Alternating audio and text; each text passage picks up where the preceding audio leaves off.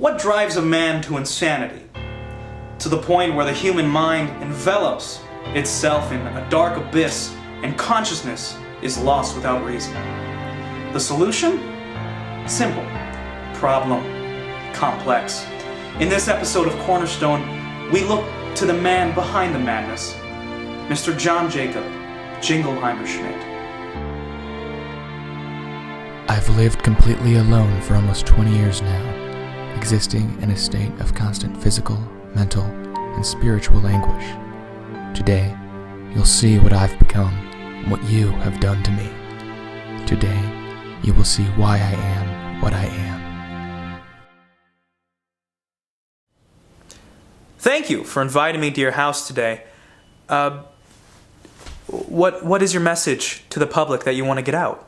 Well, I guess you could say I invited you here so I can tell everyone who's watching to get the hell out of my face when I'm in public. Stop screaming my name at me. Holy God, please, just stop. Jesus Christ. This seems very peculiar.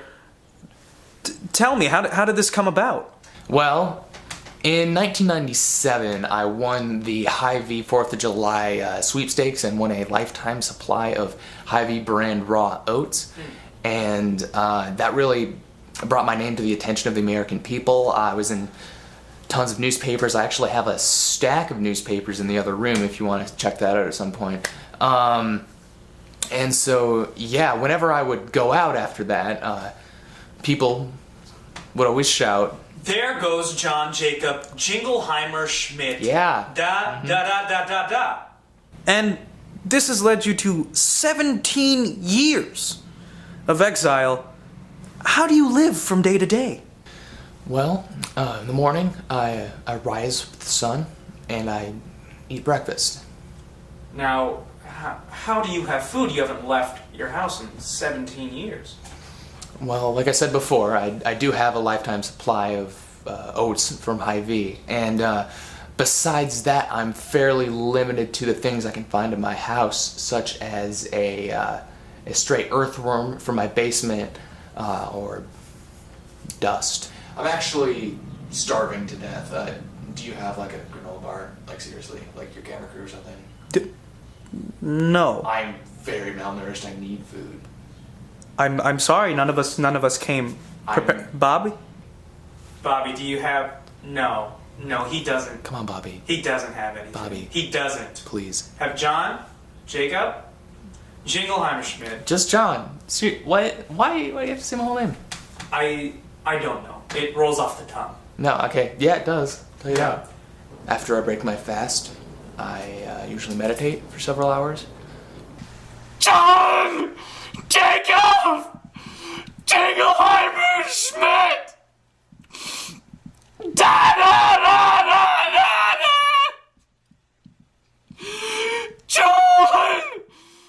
And once I am in a clear state of mind, I cry myself to sleep, which usually takes anywhere from 3.5 to 10 hours.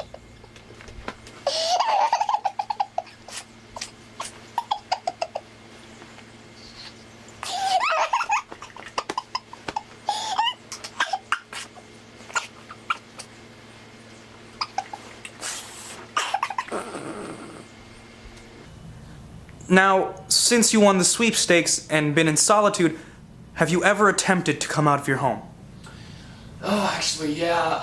A couple years ago, on my birthday, I decided I'd take a little trip to the park just to see outside, what outside was like, and, well...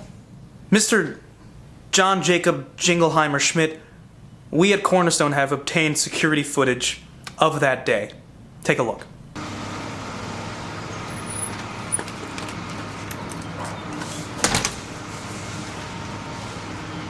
Huh. Outdoors.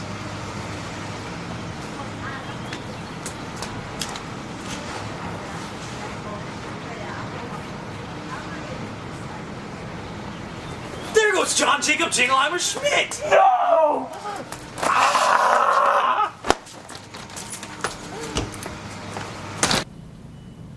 Wow, I Man. Is that you? No. No, it isn't. It really, it looks exactly. Nope. He's like wearing a suit. Nope, it's not me. It's no. Okay.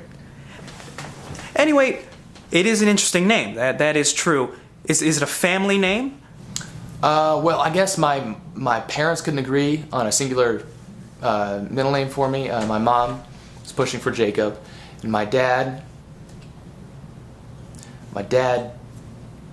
wanted Jingleheimer, and I guess they just went with both. John Jacob Jingleheimer Schmidt. Could you stop saying my name? Stop please? saying what, John? Jacob Jingleheimer Schmidt? My full name. You just call me John. You can call me John. Really, I don't know if I mentioned that. Okay, John. Jacob Jingleheimer Schmidt. Anyway, John, Jacob Jingleheimer Schmidt, I am sorry. I have one more question for you. And pardon me for being maybe oversimple. But you know you can legally change your name, correct?